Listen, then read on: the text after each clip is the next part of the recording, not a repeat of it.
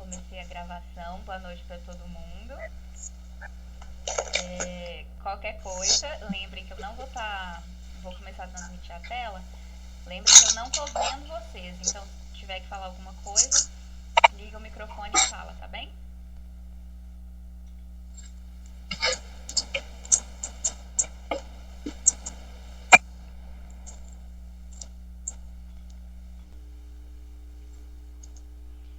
Aí vocês me avisem quando estiver vendo a tela aqui.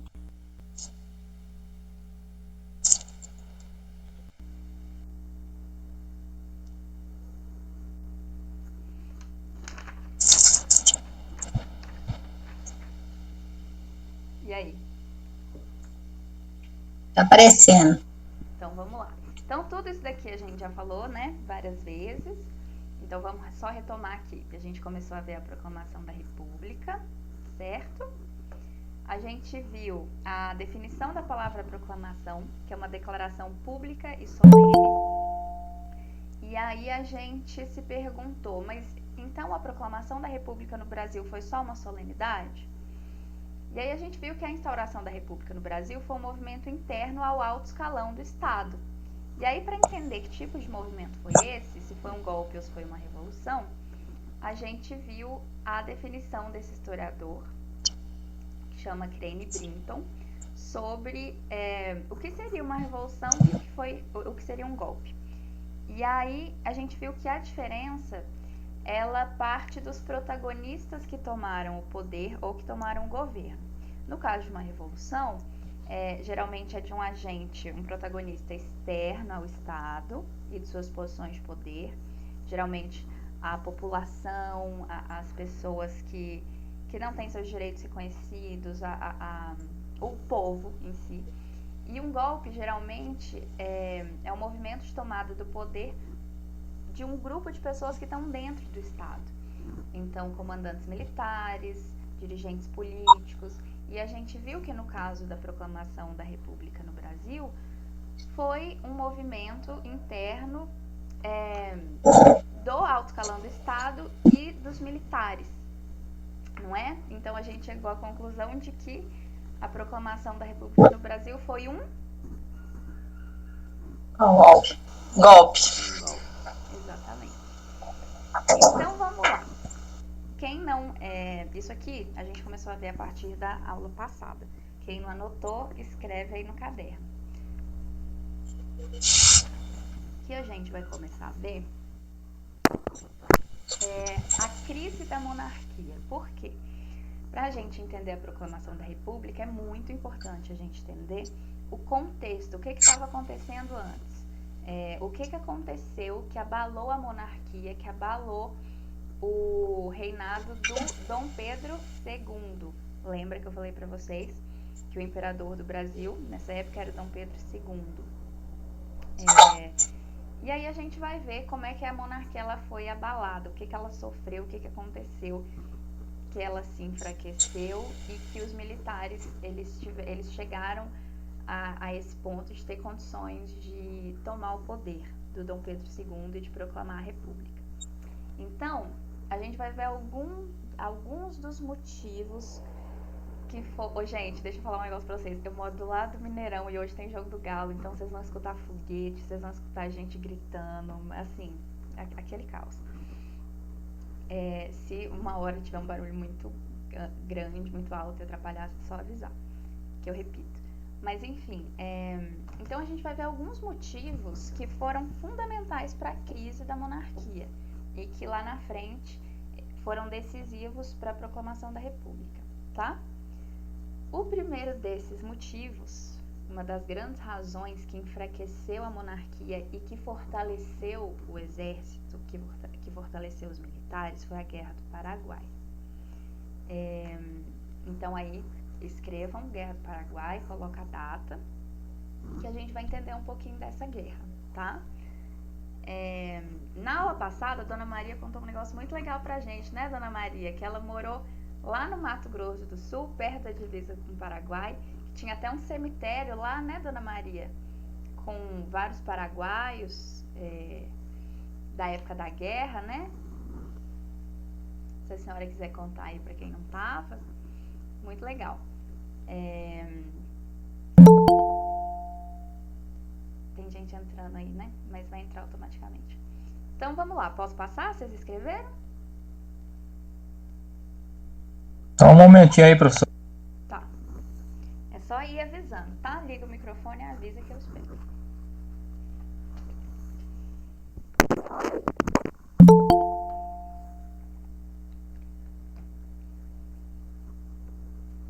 Alguém me fala aí quem foram as 3 últimas pessoas que entraram para eu colocar aqui na chamada, porque eu não tô enxergando?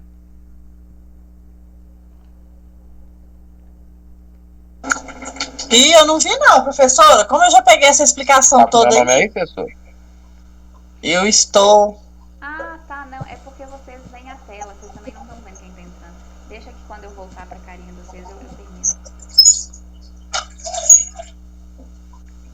Porque como eu já peguei essa explicação em todinha, eu estou adiantando minha janta e escutando a aula. Tá bom, não, fiquem tranquilos. É porque eu tô fazendo a chamada, gente, do modo antigo. Eu faço num papel. E aí eu tô adiantando aqui enquanto vocês copiam, mas a maioria... Na hora que chegar a parte que eu não peguei, aí eu paro pra ver direito. Tá. Posso passar, Francisco? Sim, professor, por mim sim. Então vamos lá, vamos entender o que foi a Guerra do Paraguai. Eu vou mexer a minha setinha aqui, ó, e vocês acompanhem a minha setinha aqui na explicação, tá bem? Vamos entender o que foi a Guerra do Paraguai. Basicamente, eu já falei isso na aula passada, a Guerra do Paraguai foi um conflito armado, uma guerra mesmo, que envolveu 4 países. De um lado, e aí eu quero que vocês escrevam bem bonito no caderno do jeito que tá aí. Brasil, Argentina e Uruguai. Esses 3 aqui a gente vai chamar de Tríplice Aliança contra o Paraguai. E aí eu quero que vocês coloquem desse jeito no caderno. Coloca Brasil, Argentina, Uruguai, um xzão bem grande e o Paraguai do outro lado, para ficar bem claro quais eram os países que estavam juntos aqui na Tríplice Aliança. Ô professor, Oi. Desculpa, tem alguém falando que tá tentando entrar na aula e não tá conseguindo. Uai, engraçado, porque tá aceitando automaticamente agora. Até hoje, estátuas desde antigos são cultuadas por cidades fascistas. E apesar da atribuição de vários Não sei o que registros... tá acontecendo, não, porque... É a Miralva. Aham. Não, agora ela conseguiu. Eu tive que permitir, mas engraçado que o resto de vocês tudo entraram automaticamente. Tudo bem aí, né, Miralva? Vitória. Oi. Tudo. Vitória. Oi. Oi. Boa noite. Ontem aconteceu que não tá conseguindo entrar. Pois é, eu vi lá no grupo, o Vinícius estava te ajudando, né? O que será que aconteceu? Eu demorei a entrar, quando eu entrei, eu estava quase terminando a aula. A primeira eu consegui, né? A última eu não consegui entrar, não. Entendi, oh, meu Deus. É difícil, né? Porque essas coisas de tecnologia, a gente que tá longe de vocês não consegue ajudar muito. Bom, mas enfim, vamos voltar aqui. Então, vocês coloquem aí, bem bonito. Os países da Tríplice Aliança, que eram o Brasil, Argentina e o Paraguai, estavam juntos nessa guerra, então, contra o Paraguai, beleza? E qual que foi o motivo dessa guerra? Bom, o motivo dessa guerra tinham várias disputas, várias tensões envolvendo todos esses países, envolvendo um país e o outro, já muito antes da guerra, tá? Vocês vão entender. Mas eu acho que o grande motivo, e que é muito importante que vocês tenham isso muito claro, é entender as disputas e as tensões que envolvem as fronteiras entre os países e a bacia do Rio da Prata, que é o que eu vou mostrar para vocês agora. Vocês estão vendo aqui no mapa isso aqui em azul? Isso aqui são os rios. São 3 rios.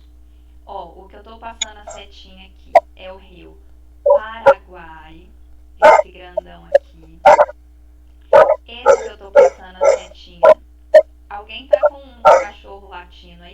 microfone ligado, desliga, por favor. Esse aqui, ó, que passa aqui dentro, aqui no meio do Brasil, tá vendo? É o rio Paraná. Professora, apareceu aí Rodrigo, está chamando chamada de vídeo? Rodrigo? Não, isso é coisa sua aí. Minha? Eu não conheço nenhum Rodrigo. Mas é coisa sua aí, aqui não tem nada, não. Aqui para mim não apareceu nada disso não, Cris. Não? Isso é coisa sua aí, viu, Cris? Porque não tem como alguém chamar a chamada de vídeo aqui, não. O Rodrigo é o nome do ortopedista, deixa eu ver se é ele. Então é ele, ó. Esse rio Vou ver. aqui, o rio Paraná, e esse rio aqui, o rio Uruguai, tá bom? Então, 3 rios principais: o Paraguai, o Paraná e o Uruguai. Todos esses rios juntos, eles formam uma bacia hidrográfica chamada Bacia do Rio da Prata. E essa região aqui por onde esses rios passam, que vocês podem ver que envolve todos esses países, o Paraguai, a Argentina, o Uruguai e o Brasil, isso aqui, gente, era uma grande zona de tensão, de conflito, envolvendo tanto as disputas em relação à própria bacia dos rios, ou seja, o controle desses rios, quem é que podia navegar por esses rios, quem é que podia escoar os seus produtos através desses rios, tudo isso era motivo de disputa. E as fronteiras entre os países. Então, ó, aqui em azul são os rios, mas aqui nesse cinzinha claro são as fronteiras entre os países, ó. Fronteira do Brasil com o Paraguai, do Paraguai com a Argentina, aqui Uruguai, aqui embaixo, ó, Uruguai é aqui onde eu tô fazendo esse círculo. Então, tudo isso daqui era uma grande zona de tensão e de conflitos. A guerra, ela estoura no final de 64, mas desde muitos anos atrás já aconteceram várias outras disputas, guerras aqui envolvendo a Argentina, o Uruguai. E a Guerra do Paraguai, ela estourou quando... Ai, peraí, saí sem querer do slide. Ela estourou quando todas essas tensões, elas chegaram ao limite. Teve um estopim, que foi um pedido do Império Brasileiro, aqui na fronteira do Rio Grande do Sul. Aqui onde eu estou passando a setinha é a fronteira do Rio Grande do Sul. Aqui é o Rio Grande do Sul, aqui é o Uruguai.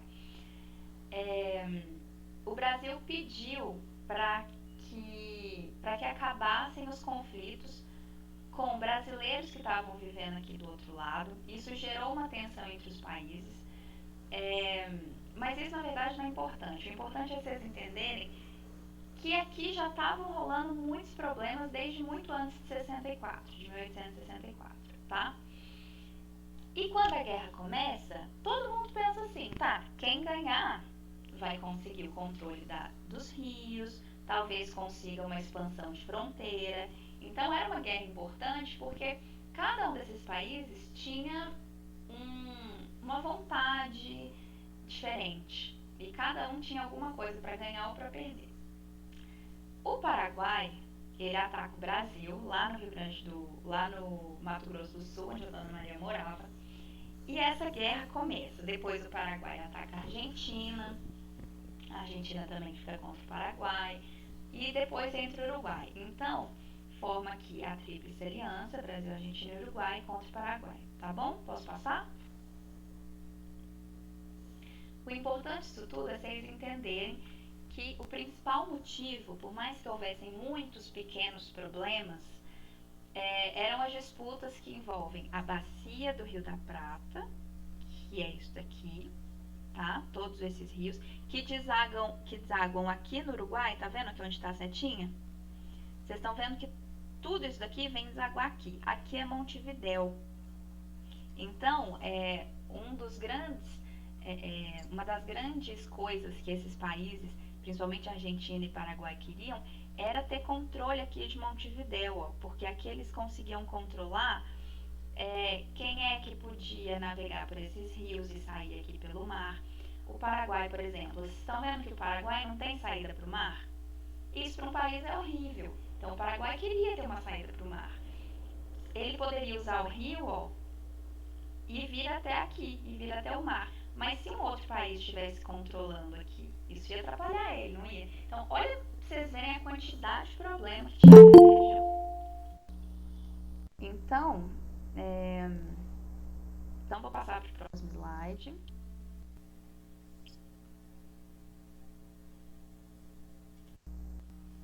Boa noite, Vitória. Boa noite, Carmita. Tudo jóia? Tudo jóia. Graças a Deus, você. Tudo bem também. Vamos lá. Próximo slide. Então, beleza. A guerra está acontecendo. No dia 1º de maio de 1865, depois de uns meses já de guerra, alguns meses, 7 meses de guerra, a Tríplice Aliança, que eram o Brasil, o Uruguai e a Argentina, que a gente também pode chamar eles de aliados, eles assinam um tratado secreto. E esse tratado, ele foi muito polêmico. Por quê? Os aliados, eles acreditavam que ia ser uma guerra muito rápida e que eles iam ganhar com certeza. Por quê? 3 países juntos, uma receita, ou seja, dinheiro. Eles tinham muito mais dinheiro que o Paraguai sozinho. Eles podiam investir muito mais na guerra. Eles tinham muito mais população, que são potenciais soldados. Então, assim, eles tinham certeza que ia ser uma guerra muito rápida e que eles iam ganhar, porque eles tinham vantagem militar. Então, no tratado, eles pediram algumas coisas que vocês vão ver o quanto isso aqui era problemático.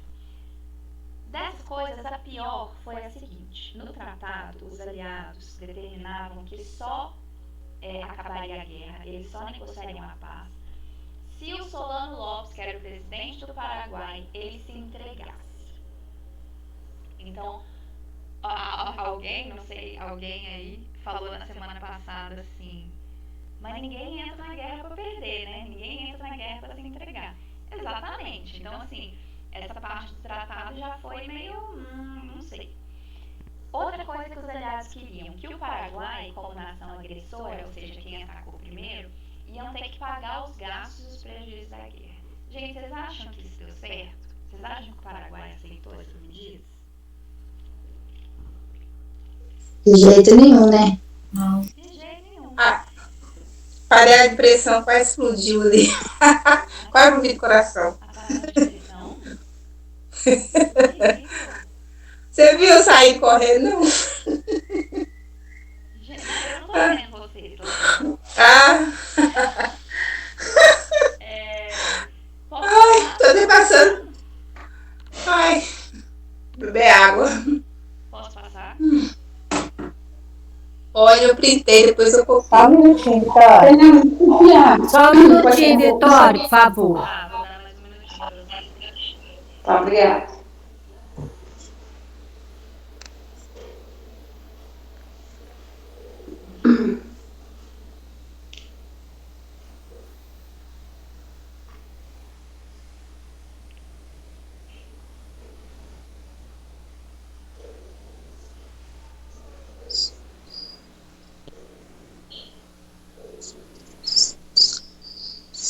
Isso aí não vai estar disponível lá para impressão, não, Vitória? Terminei, viu, Vitória?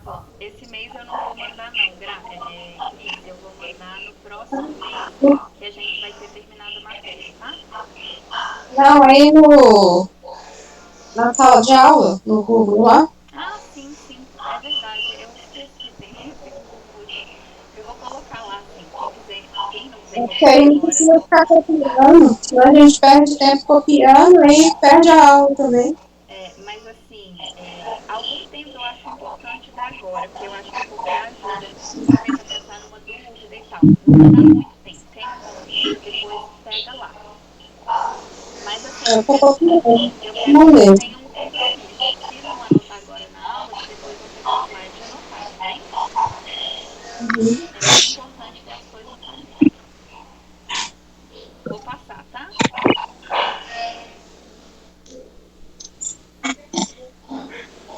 Então vamos lá. E aí, depois, o que aconteceu? Bom, o Brasil, aliás, ele realmente ganhou a guerra, né? Eu acho que todo mundo esperava que fosse ganhar e estava dando. O problema é que essa guerra, que todo mundo achava que ia ser uma guerra rápida por causa das características ela não foi uma guerra rápida, ela durou 5 anos. E ela tomou proporções gigantescas. Por quê? Imagina uma guerra que todo mundo acha que vai ser rápida. Aí vai lá, todo mundo tem que também o microfone ligado, consegue por favor?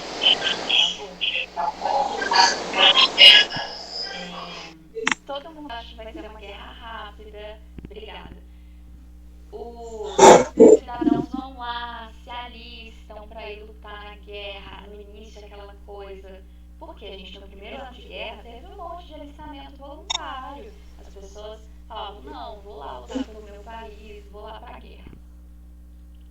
Só que depois a guerra começa a durar, começa a morrer muita gente. E ninguém começa mais a querer se alistar. O Brasil gasta dinheiro pra caramba. Pra vocês terem noção, o Brasil gastou na guerra mais de 11 vezes mais do que tinha para gastar em um ano, que é o ano de 1864. Então o Brasil se endivida demais por causa dessa guerra. E o Brasil, que até então tinha a fama de ser um país, um império relativamente estável, não estava acontecendo muita coisa, não estava acontecendo nenhuma crise política muito radical aqui no Brasil. O Brasil tinha uma fama de ser um país estável. Essa guerra, ela começa a corroer as coisas por dentro. A gente vai ver mais isso no próximo slide. Na verdade, estou adiantando tudo, mas tá lá. Mas, além de tudo isso, uma coisa que a gente não pode deixar nunca de olhar é o número de mortes, que foram altíssimos. Altíssimos. Do lado paraguaio, os números variam muito, mas os números são absurdos. As mortes do lado do Paraguai foram entre 800 mil e 1.300.000 pessoas mortas na Guerra do Paraguai. Isso é um negócio inimaginável, assim. A população masculina do Paraguai, ela diminuiu brutalmente. Enfim, um negócio assim, que não dá nem pra gente imaginar. Do lado brasileiro, a gente tem alguns números que o próprio Império lançou depois da guerra, que são de 4.332 mortos, 18.597 feridos e quase 1.000 desaparecidos. Então, isso são as baixas humanas, os números de mortes, de pessoas feridas. Mas a gente vai ver o que isso causou na imagem do Império, que isso sim foi muito importante. Isso aqui também é importante, mas para a proclamação da República. Vou esperar um minutinho, tá?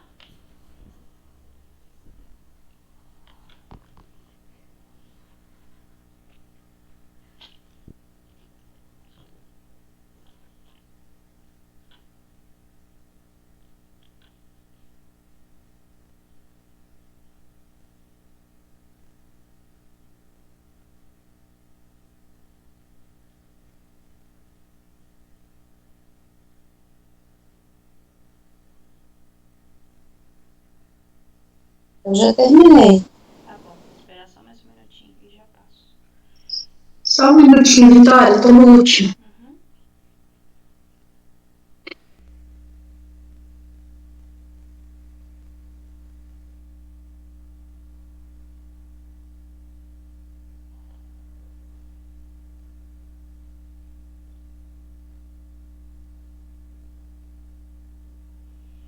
Terminei. Tá bom. Pode passar, gente? Pra mim pode. Passar. Então vamos lá. E no Império, o que aconteceu de muito importante? Então, a primeira coisa, a imagem do Dom Pedro sai muito arranhada.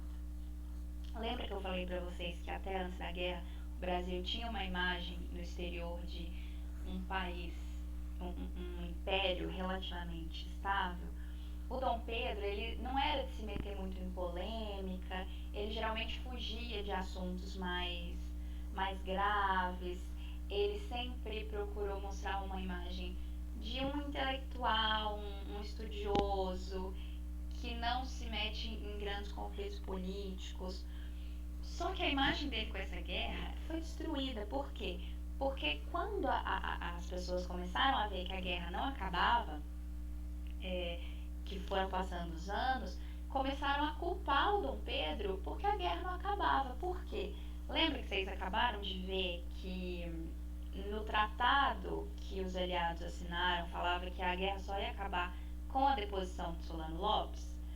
Isso só aconteceu 5 anos depois. Talvez se eles tivessem sido mais flexíveis, a guerra poderia ter acabado antes. Mas como eles colocam como condição para o fim da guerra só a deposição do presidente do Paraguai, isso faz com que a guerra ela não acabe e que o Império tem que tomar várias medidas, como pagar uma quantia em dinheiro muito, muito, muito absurda para o que o Império podia gastar numa guerra, como vocês vão ver aí no próximo slide, que os escravizados começam a ser libertos para irem lutar na guerra, e tudo isso gera muita polêmica aqui dentro do Brasil. Então, a imagem dele sai muito arranhada. Ele começa a ser considerado o senhor da guerra, porque ele não fez nada para que essa guerra acabasse antes, tá? Outra coisa muito importante, e aí quando vocês anotarem no caderno, vocês podem até fazer uma estrela assim vermelha para chamar bem a atenção para o que eu vou falar agora, porque isso é muito importante para vocês entenderem essa matéria que a gente está vendo. Sobre o exército. O exército antes da Guerra do Paraguai, ele praticamente não existia, tá? O que existia era a Guarda Nacional, que era formada basicamente por proprietários de terra. Não existia um exército como uma instituição sólida, no sentido de que era uma instituição reconhecida, que já tinha os soldados ali, então se acontecesse uma guerra já estava tudo pronto. Não, o exército brasileiro ele foi se constituindo como uma instituição durante a Guerra do Paraguai. Então o exército, que quase não existia, sai da guerra como uma instituição forte, consolidada, capaz de abalar o Estado, porque os generais que foram para a guerra, que foram para combate e que tinham cargos importantes, eles voltam para o Brasil depois da guerra como pessoas muito influentes na política. Então isso aqui é muito importante, por isso que eu até coloquei uma linha aqui embaixo, e vocês podem colocar também quando forem escrever, que o exército ele sai da guerra como uma instituição forte, uma instituição consolidada.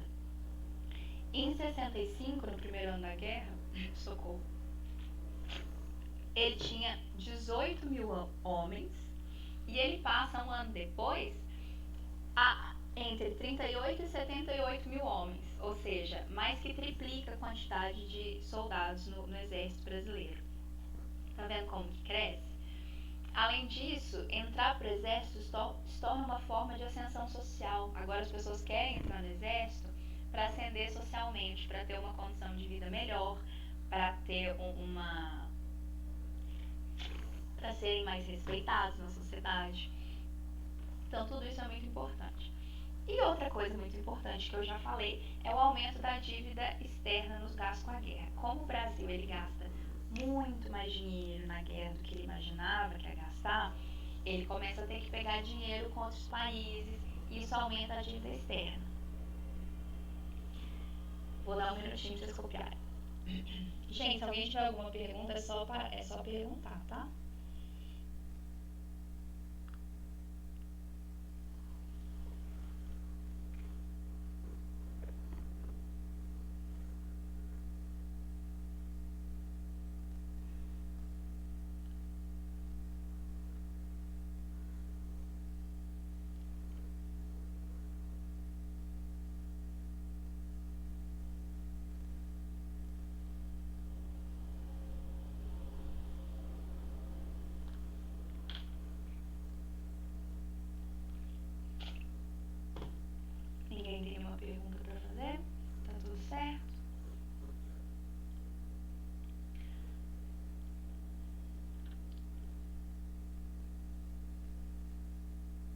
Você falou alguma coisa aí de estrela vermelha, era o que mesmo?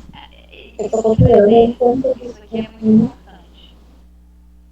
Essa parte aqui do exército, eu falei uma estrela vermelha, mas qualquer coisa que ajude vocês a saberem que isso é muito importante. Aqui, a instituição consolidada, forte, capaz, sim? Isso. Que o exército Professora, foi. em vez de estrela, não fica melhor um asterisco? Pode ser, eu ia falar asterisco e falei estrela.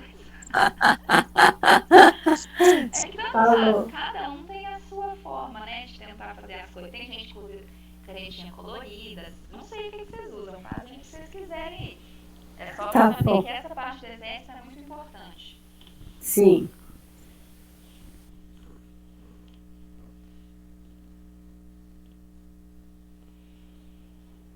Posso passar?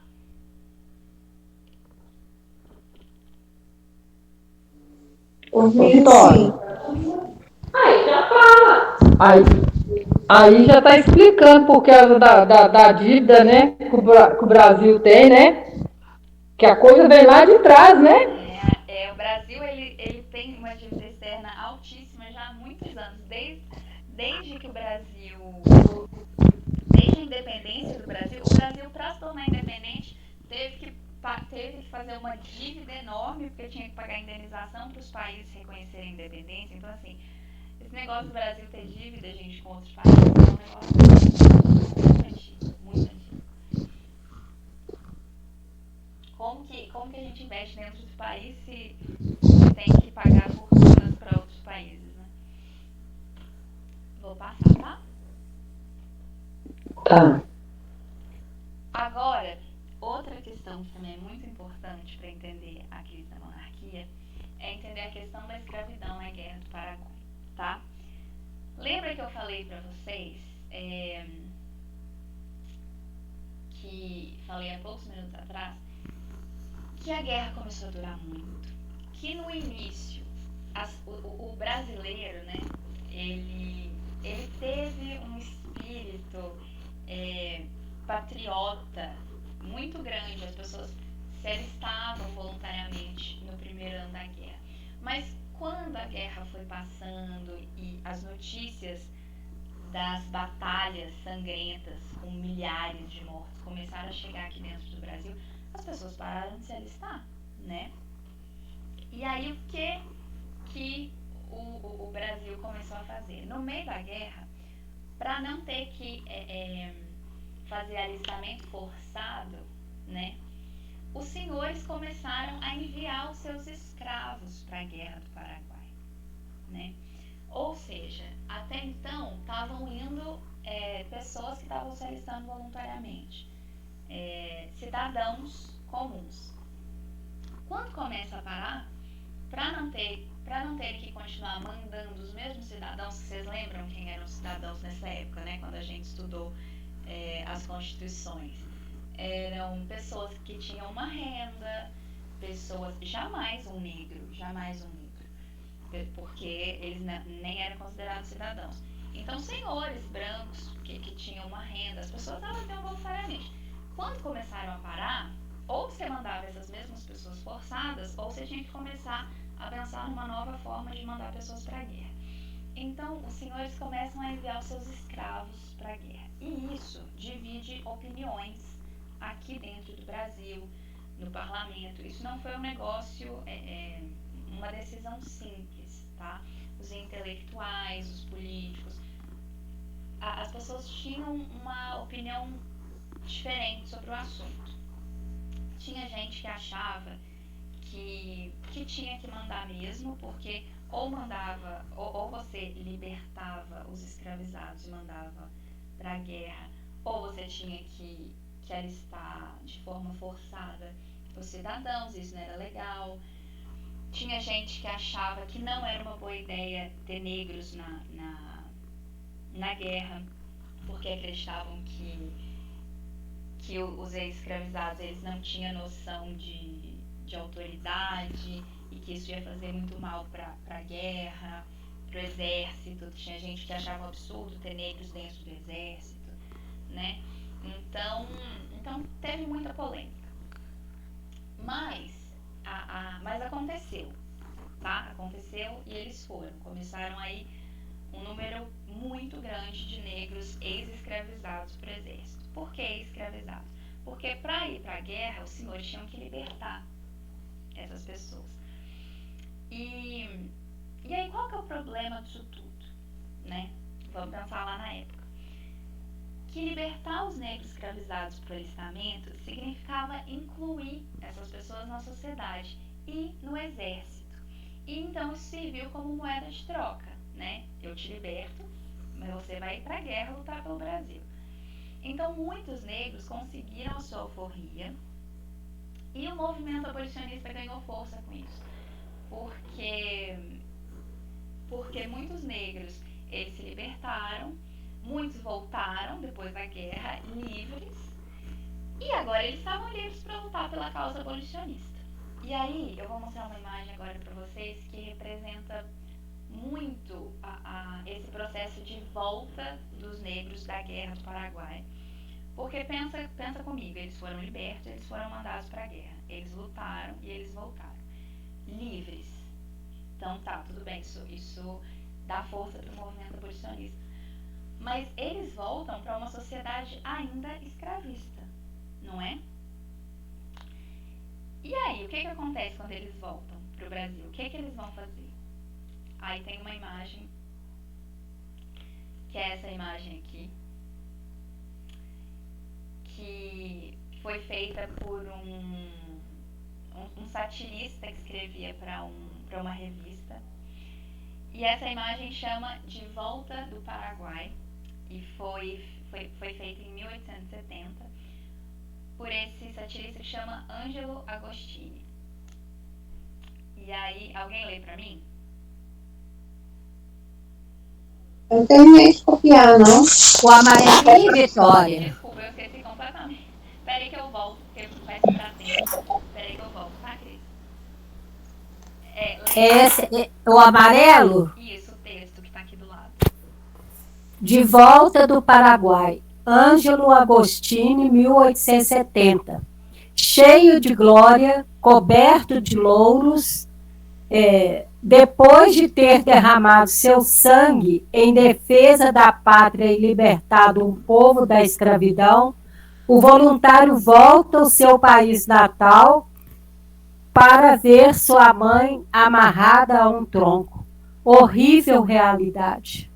Obrigada, Graça. Nada. Então, olhem para você ver. Vamos analisar essa imagem. A gente devia ter analisado antes de ler, mas boiei aqui. Mas vamos analisar. Vamos analisar primeiro a roupa que esse soldado está vestindo. Como que ele está vestido? Falem para mim.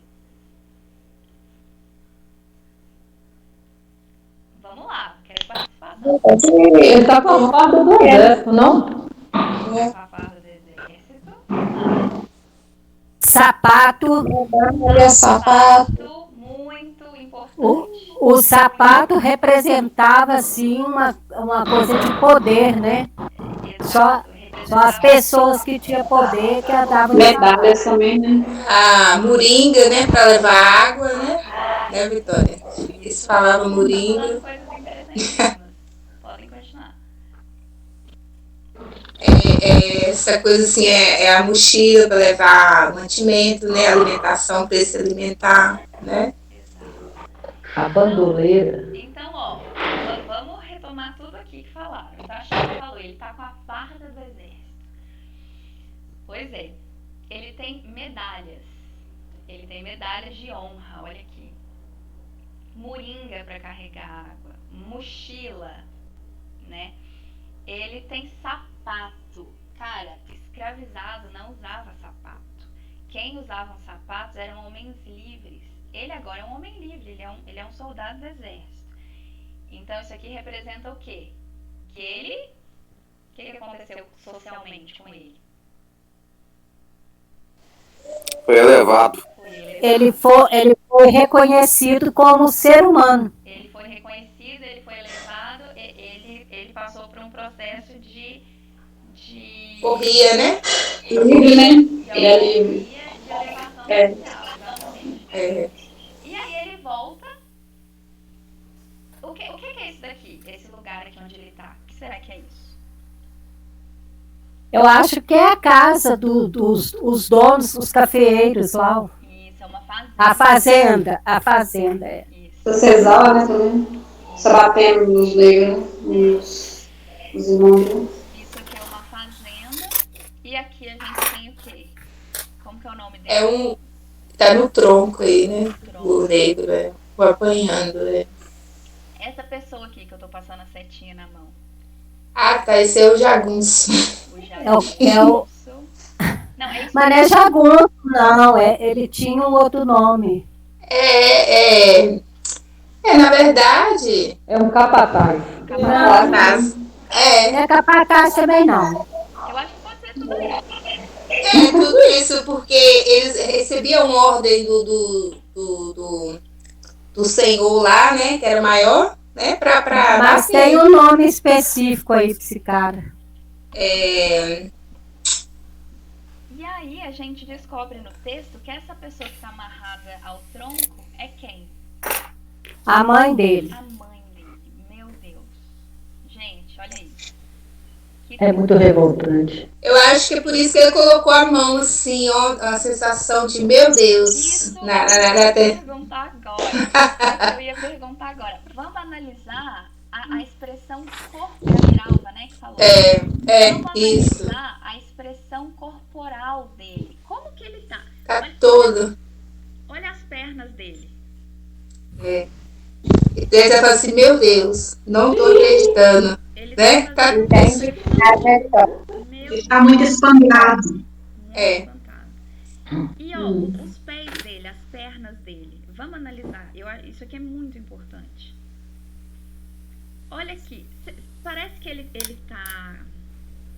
Ai, como que eu falo isso? Parece que ele tá... Ele vai fazer alguma coisa. Parece que ele tá fixo. Parece que ele... Cambaleando. Ele chegou a cambalear de pavor de ver. Ele tá virado para uma direção só? O corpo dele tá voltado para a direção que ele tá olhando? Não. Não. Isso é muito importante. Por quê?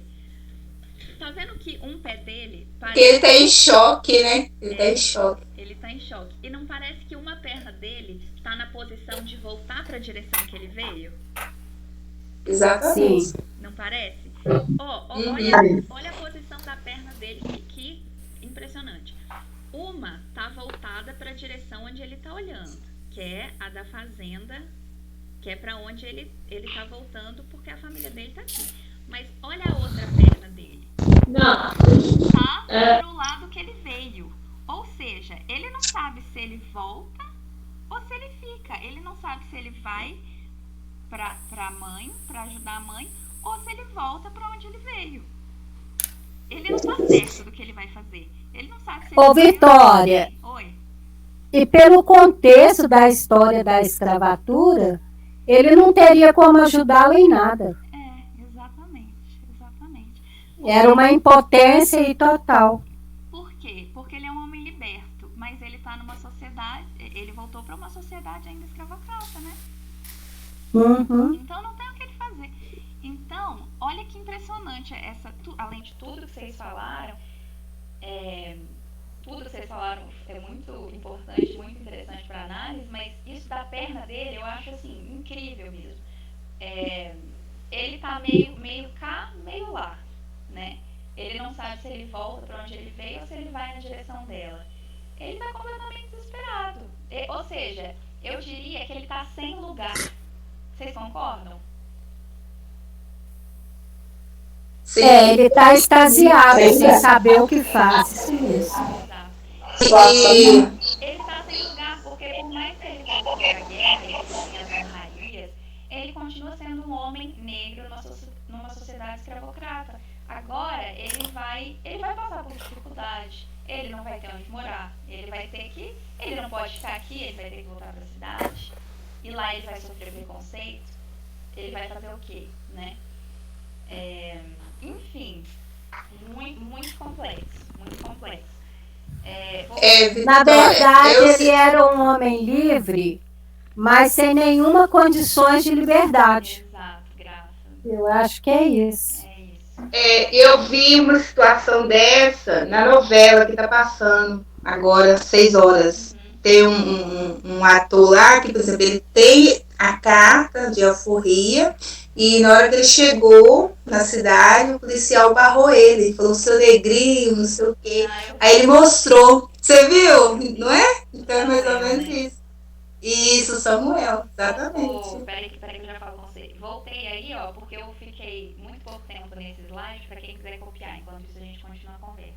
Mas já deu seu tempo, viu, moça? Não falta 3 minutos? Falta 4. Ah, então. Quem não copiou, eu copiei. Ô, Miralva. Exatamente. Oi. Exatamente isso. Ele é um homem livre, mas as condições, é o que a Graça falou, as condições de liberdade dele são terríveis. Ele é barrado a todo momento, né, na sociedade, entendeu? Você vê, é tanto que ele ia ser preso. Deu a entender, policial, o que é que significa esse papel aqui? Entendeu?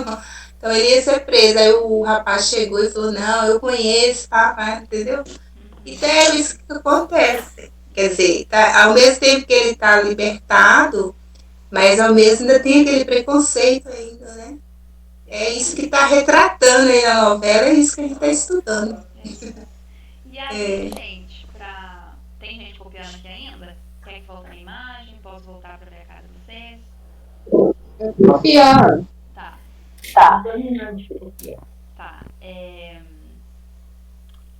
Tudo isso que eu passei hoje era o que a gente tinha para ver na aula de hoje. Foi ótimo que deu pra gente conversar e passar tudo. Mas vamos entender aqui. Ou seja, gente, dessa guerra do Paraguai que a gente viu, vocês viram que muita coisa importante aconteceu com essa guerra, né? A gente viu que o exército sai como uma instituição forte. Eu falei pra vocês que isso é extremamente importante entender pro resto da matéria. A gente viu que a escravidão se torna um assunto já era extremamente polêmico e se torna ainda mais polêmico por causa da Guerra do Paraguai, porque aos escravos serem enviados para a guerra, isso coloca em pauta a questão da inclusão do negro na sociedade, que é uma coisa que ninguém dentro do Estado, os políticos, ninguém queria falar sobre isso. Isso reforça o discurso, o movimento abolicionista. Isso destrói a imagem do Dom Pedro e do Brasil como um império estável. Olha tudo isso. Vocês acham que isso tudo vai dar pano para manga ou não vai? Com certeza. Com certeza. Já terminei. Tá bom. Depois, eu vou postar no Google Sala de Aula o slide. Quem quiser, pode anotar esse textinho aqui. Eu vou postar lá. Ô Vitória, se possível, em PDF, que quando manda slide, não tem como a gente imprimir. Eu, pelo menos, tenho dificuldade para imprimir. É verdade, PDF é melhor. Pode deixar. Do grupo. Já apareceu aqui. Eu tô rindo do reloginho. Que eu não tinha visto. Quanto tempo, Fábio? 1 minuto. 1 minuto. Então tá, gente. Beijo. Foi ótima aula. Beijo. Boa noite. Boa noite. Beijo pra vocês. Depois a gente se fala. Você entrar. Sem atividade, né?